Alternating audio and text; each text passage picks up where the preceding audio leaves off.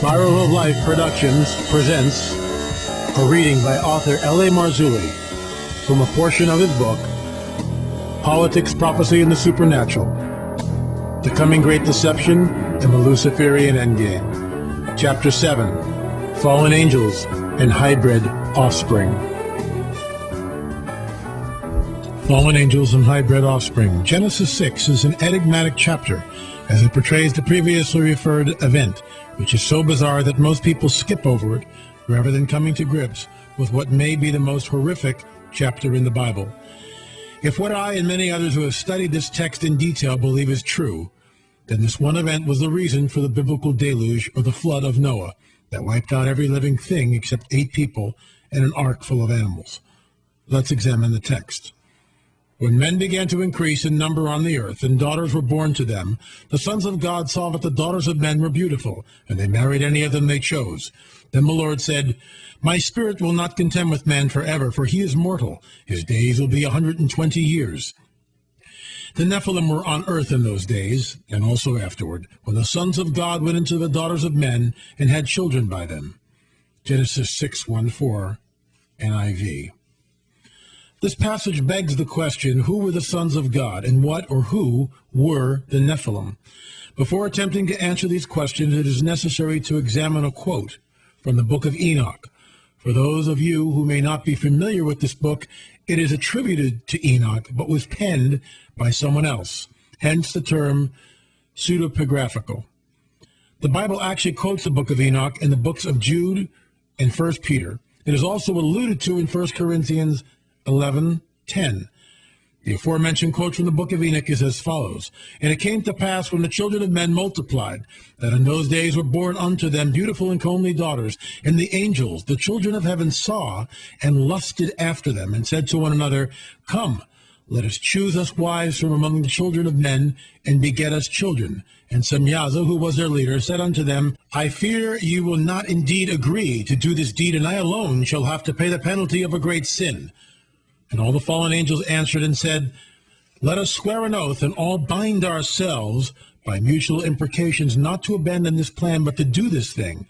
Then swear they all together, and bound themselves by a mutual oath. And they were in all 200 who descended in the days of Jared on the summit of Mount Hermon. What is interesting in regards to this quote is that the book of Enoch amplifies the Genesis 6 account of angels coming down to earth to engage in sexual relations with the human daughters, and thus producing the Nephilim. This makes one wonder which book came first. While I do not consider the book of Enoch to be canon, that which is a definitive standard, I do think, for the purposes of our discussions, we can appreciate its historicity and its insights into the antediluvian world. That is, the world before the flood. The bottom line is that the Genesis and the Enochian accounts are relating to the same event. What the book of Enoch does is perhaps clarify and throw light on the reference in Genesis to the sons of God. This term, sons of God, has been debated for centuries, but I believe Enoch clarifies any uncertainty by explicitly stating that the sons of God are indeed angels, as the text states. The angels, the children of heaven, saw and lusted. However, there are 2 schools of thought regarding the meaning of the term sons of God. Simply put, the sons of God are thought to be either angels, as I have just stated, or they are thought to be the descendants of the ungodly line of Cain. The Hebrew translation for sons of God is B'nai Elohim, which is used throughout the Old Testament in reference to angels. While nowhere does the Old Testament differentiate its terminology between the bad angels, the ones who fell with Satan in the rebellion, and the good ones, B'nai Elohim is always used in reference to angels and not to the ungodly line of Cain, sons of Adam. Granted, most people have trouble with the idea that fallen angels could somehow manifest and procreate with the women of earth. However, according to the account of both Genesis and the book of Enoch, this is precisely what happened, and the results were the Nephilim. The word Nephilim comes from the Hebrew word nephal, which means simply fallen one. The Nephilim were not fallen angels, but rather they were hybrids, part human, part angelic, fallen angels. The Nephilim, of course, were never supposed to be created, and in fact, this unholy union between the fallen angels of heaven and the women of earth resulted in the judgment of the Noahic flood. The following is a passage from the late Clarence Larkin. In his book, Rightly Dividing the Word, he states, as further confirmation of this view, angels cohabiting with the women of earth, we have the fact that the offspring of the union of the sons of God and the daughters of men were a race of giants, mighty men, men of renown, as spoken of in Genesis 6:4. Now, the bodily descendants of men have married ungodly women, but their offspring have never been such monstrosities as the offspring of the sons of God and the daughters of men of Noah's day. Therefore, that union must have been of an unnatural character, as is evidenced by the term strange flesh.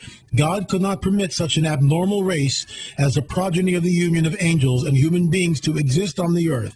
So the outcome of this invasion of the earth by the denizens of the air was the flood, by which the contour and elevation of the antediluvian earth were changed, thus wiping out the Garden of Eden and diminishing the length of human life on earth. Furthermore, an interesting quote that most Bible scholars attribute as coming from the book of Enoch can be found in this short book of Jude, which precedes the book of Revelation in the Bible. Here's the quote from it.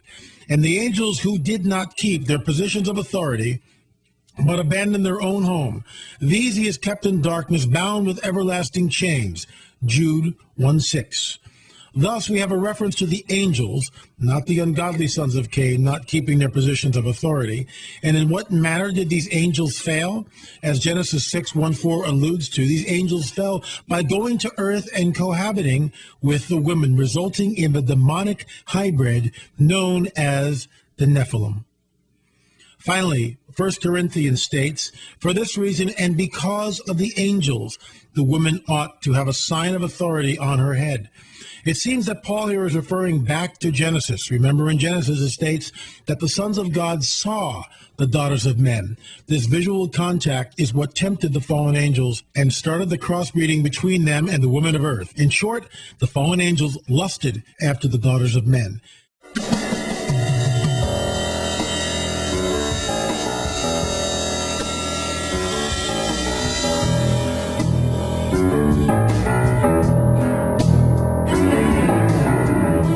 Stay tuned for part 2, Fallen Angels and the Nephilim, the specifics.